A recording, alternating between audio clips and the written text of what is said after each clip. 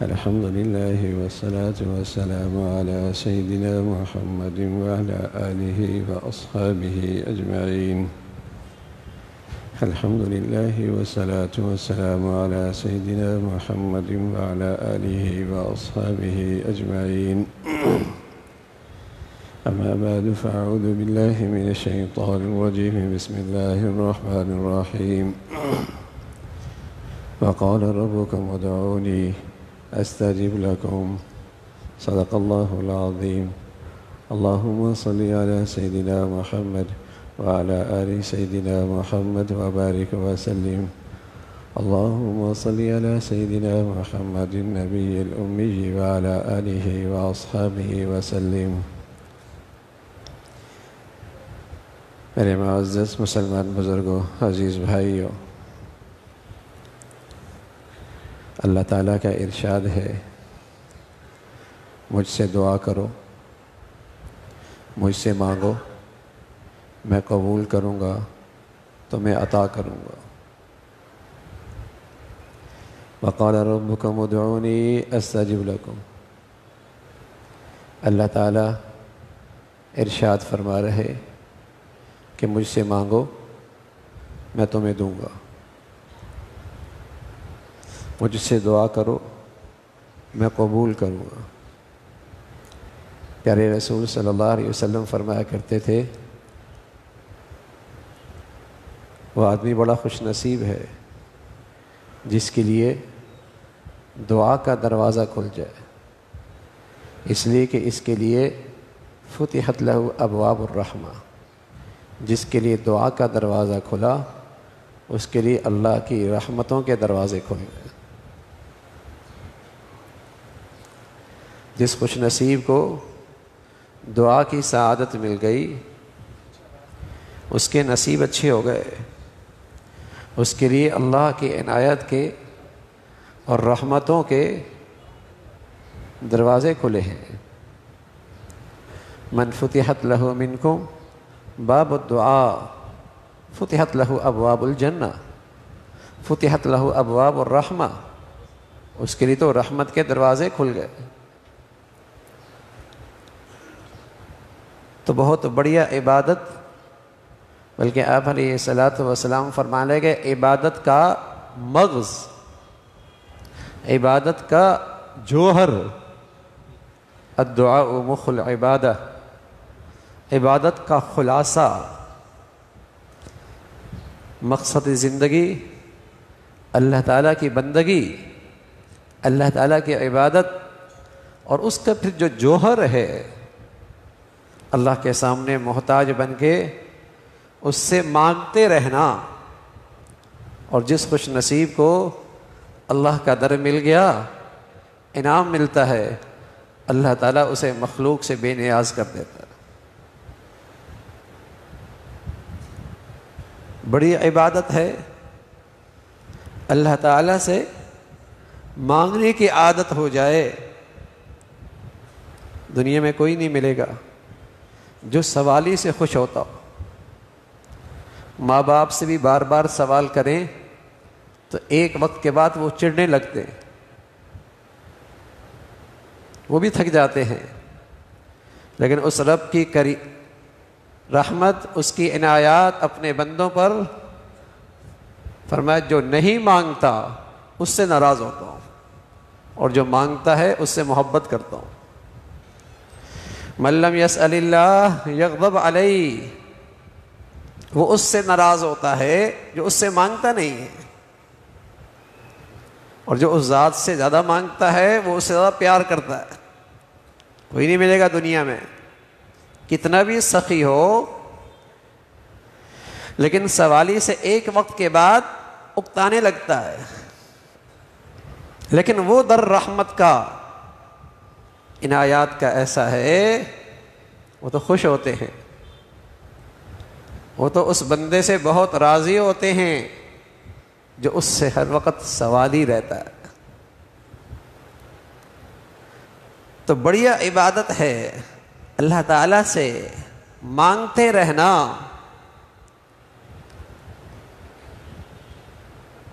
ہاں فرمایا کہ دعا کرو اللہ سے وَأَنْتُمْ مُوقِنُونَ بِالْإِجَابَةِ، پوری یقین کے ساتھ،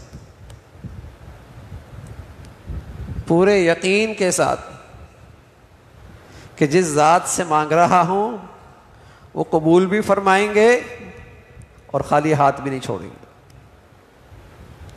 اور اس کے خزانوں میں کمی کوئی نہیں ہے. اجیب دعوت الداع اذا دعان فلیستجیبوا لی ولیؤمنوا بی، تمہاری دعا قبول کروں گا لیکن یقین کے ساتھ، غافل نہ ہو، بے پرواہی نہ ہو، دل اللہ کی طرف متوجہ ہو اور پوری یقین کی دولت بھی دل میں موجود ہو. دعائیں ضرور قبول ہوتی. جیسے کہا جاتا ہے گولی سے آدمی مر جاتا ہے، گولی سے آدمی مر جاتا ہے. اب ایک آدمی ہاتھ میں گولی لے اور بلی کو مارے تو بلی بھی نہ مرے،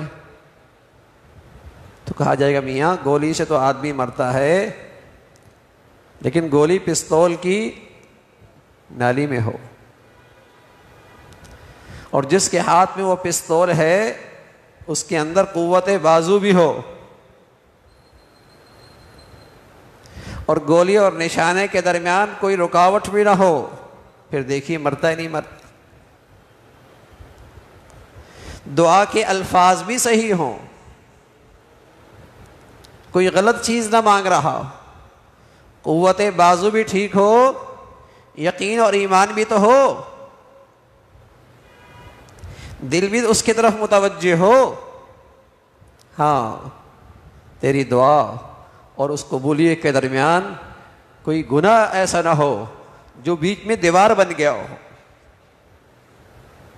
گولی سے آدمی مرتا ہے، ہاتھ سے پھینکا تو نہیں مرے گا، لیکن پستول کی گولی نالی میں رکھے اور بازو میں قوت طاقت بھی ہو، بازو میں طاقت بھی ہو اور گولی اور نشانے کے درمیان رکاوٹ بھی نہ ہو، تاثیر ہوگی، طاقت ہوگی اس کی. دعا کے الفاظ بھی ٹھیک ہوں، یقین بھی ٹھیک ہو، دعا اور اس کی قبولیت کے درمیان کوئی گناہ آڑ نہ بنے. پیارے رسول صلی اللہ علیہ وسلم فرمایا کرتے ایک آدمی لمبا سفر طے کرتا ہے، جسم گرد آلود ہے، کپڑے بھی گرد آلود ہو گئے، ہاتھ اٹھاتا ہے اور کہتا ہے یا رب یا رب یا رب.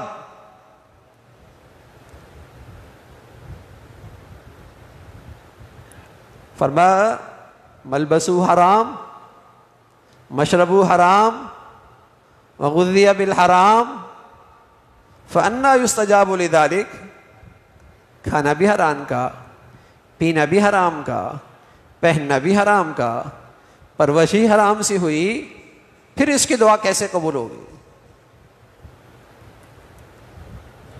حضرت معاذ فرمانے لگے یا رسول اللہ نصیحت فرمائیے کہ میں مستجاب الدعوات بن جاؤں، میری دعائیں رد نہ ہو.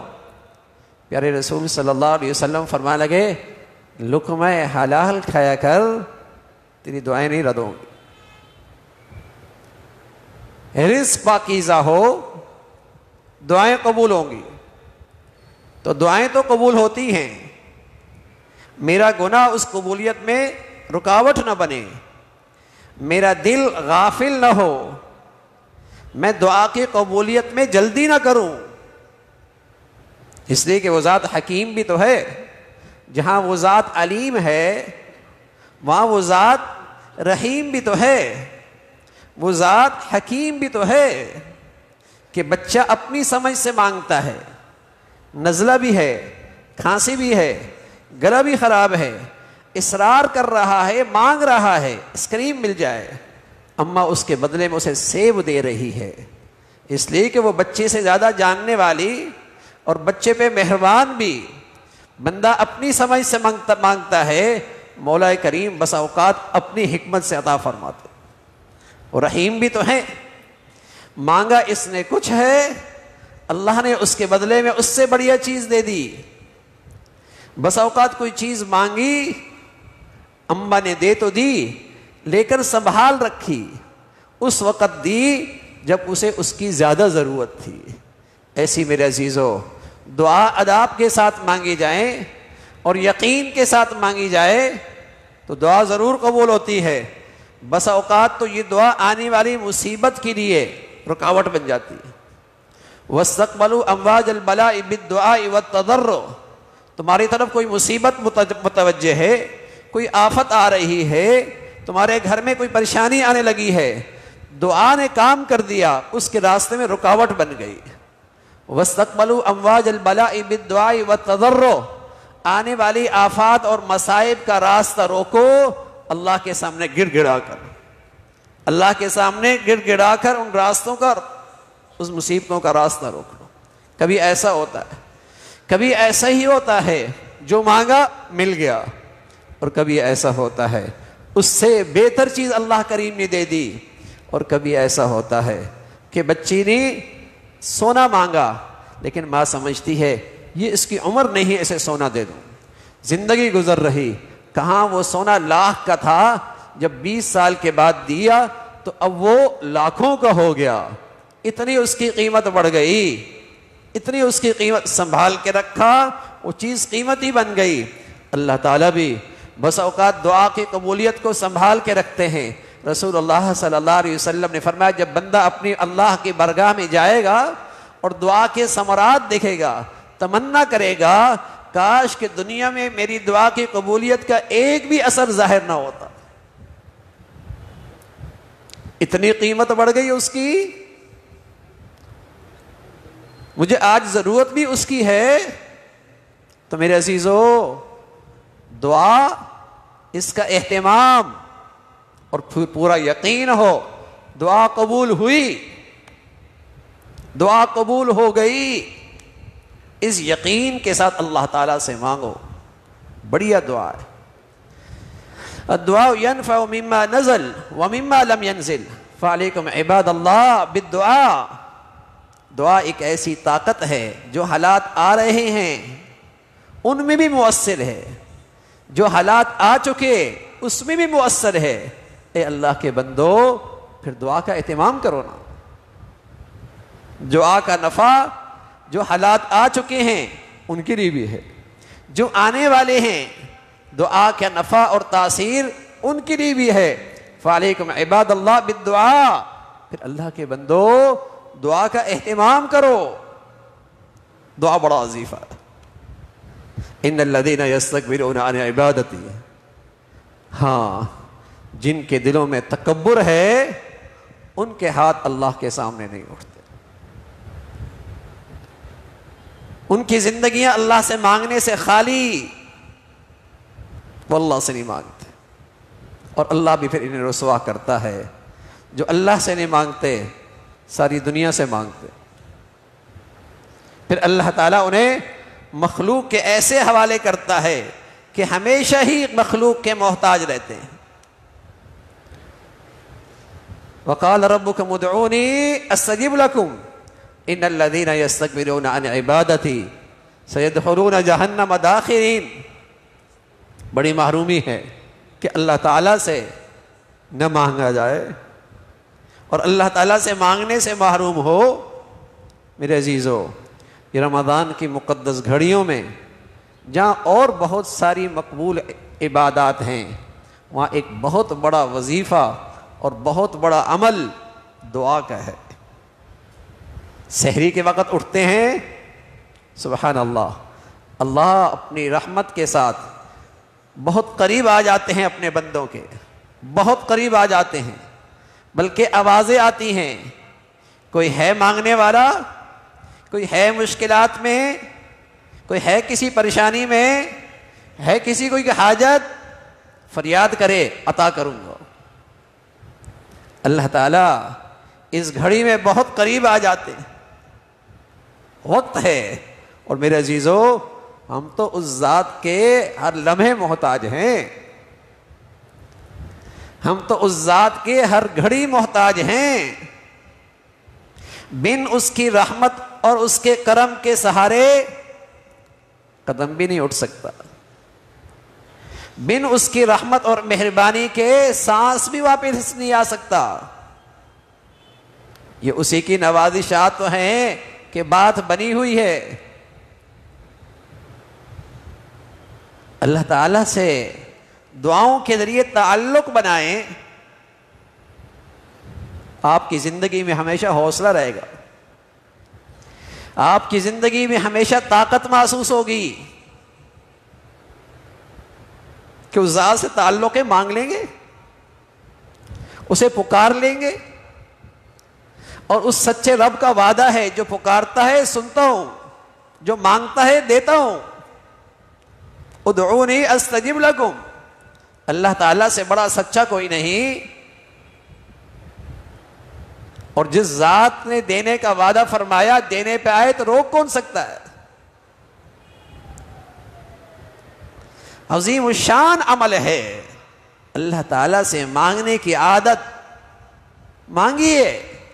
پیارے رسول صلی اللہ علیہ وسلم تو اتنا مانگتے تھے. آپ کی زندگی اور آپ کے احوال میں اور آپ کے اوصاف میں جو چیز سب سے زیادہ غالب ہے, آپ کے احوال آپ کے اوصاف میں جو وصف آپ کی سیرت میں سب سے غالب ہے وہ دعا کا وصف ہے. پیارے نبی کی سیرت میں آپ کی زندگی میں ہر قدم پہ اللہ سے مانگنا ملتا ہے. اور بس اوقات تو بیٹھتے تو اتنا مانگتے, اتنا طویل مانگتے, اتنا طویل مانگتے, 5 گھنٹے اللہ سے مانگتے ہی رہتے.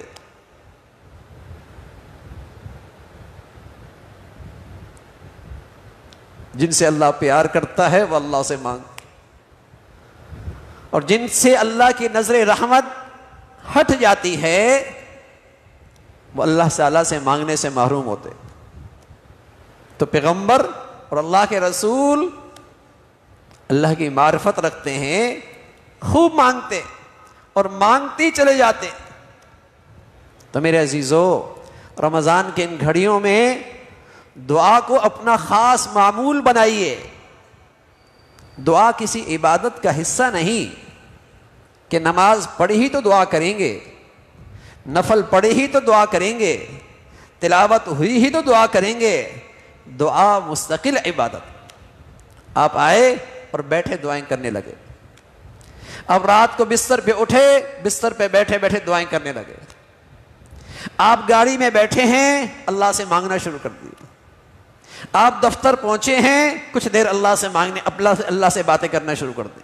اب یقین جانیے یہ دعا اللہ سے رابطے کی وہ شکل ہے جیسے ہی رابطہ ہوتا ہے آدمی کے دل میں ایک تسلی سی آ جاتی. جب آدمی کسی تکلیف میں ہو اور کسی سے موبائل ملائے اور گھنٹی بج جائے دوسری طرف, ایک تسلی سے ہو جاتی ہے گھنٹی بج گئی, رابطہ ہو گیا. نہ اس نے بات سنی, نہ اس نے کام کرنے کا اعتماد دلایا, لیکن تعلق والا آدمی ہے, کچھ حیثیت اللہ نے اسے دی ہے اور اس نے رابطہ کیا, رابطہ ہو گیا, تسلی آ جاتی. سبحان اللہ. بادشاہوں کے بادشاہ, حاکموں کے حاکم, لہ الملک للہ ملک السماوات والارض القہار العزیز الجبار لہ الملک. اس ذات سے جب آدمی کا رابطہ ہو جائے تسلی نہ ہو نہیں سکتا. دعا کی فوراً تاثیر, دعا کا فوری صلہ, اللہ تعالیٰ دل میں ایک تسلی, ایک سکون عطا فرما دیتا ہے. رابطہ ہو گیا. تو میرے عزیزو اپنے گھر والوں کو بھی, اپنی گھر کی عورتوں کو بھی, اپنے بچے بچیوں کو بھی عادت ڈالو, اللہ سے مانگو. یہ مادی نقشے جس قدر اس میں مشغولیت زیادہ ہے, جس قدر اس کی مشغولیت زیادہ ہے, آج یہ مسلمان غیب کی نظام سے اور غیب کی قدرت سے اور اللہ کی طاقت سے اس سے لینے والا نہ رہا، اس سے اپنا رابطہ منقطع کر بیٹھا ہے، انہی مادی نقشوں سے اپنا تعلق اتنا گہرا بنا لیا کہ سمجھتا ہے یہ ہے تو کام ہے، یہ نہیں ہے تو کچھ نہیں ہے۔ اور مسلمان کہا کرتے تھے، تدبیر بھی پوری کرتا تھا، نقشے بھی پورے ہوتے تھے، محنت بھی پوری کرتا تھا، لیکن کہتا تھا انشاءاللہ اللہ چاہے گا تو ہوگا، ورنہ یہ سارے اسباب دھرے کے دھرے رہ جائیں۔ ڈاکٹر نے نسخہ بھی تجویز کر دیا، تحقیق کر کے ٹیسٹ کر کے بیماری کی تشخیص بھی ہو گئی، بیماری کی تشخیص بھی ہو گئی، اس کے مطابق دوا بھی لکھ دی، لیکن کہا کرتا تھا وہ شافی، شفا تو اللہ دے گا، رجوع تو اسی کی طرف کرنا پڑے گا، اس کی رحمت عنایت ہوگی تو بات بنے گی، ورنہ یہ اسباب یہ وسائل ہوتے ہیں اور دھرے کے دھرے رہ جاتے ہیں۔ تو میرے عزیزو، اسباب و وسائل سے پہلے اللہ کو پکاریے، اسباب و وسائل اور تدبیر کے بعد بھی اللہ کو پکاریے، شرمندگی نہیں ہوگی، مایوسی نہیں ہوگی۔ اسباب و وسائل سے پہلے بھی اللہ کو پکاریے، یقین سے پکاریے، اسباب و وسائل اور تدبیر کے بعد بھی اللہ ہی کو پکاریے، پورے یقین اعتماد سے پکاریے، مطمئن رہیں گے، مطمئن رہیں گے۔ تو رمضان اللہ سے مانگنے کا مہینہ ہے، سحری کی گھڑی ہو، افطار کی گھڑی ہو، اور دن میں جب بھی رات میں موقع ملے بیٹھے ہیں اللہ سے مانگ رہے ہیں، اللہ کرے یہ ایسا معمول بن جائے کہ زندگی بھر اللہ سے مانگنے والے بن جائے۔ اللہ تعالیٰ کو اپنے دربار کا منگتا اچھا لگتا ہے، اپنے دربار کا فقیر اچھا لگتا ہے، اپنے دربار کا بہکاری اچھا لگتا ہے۔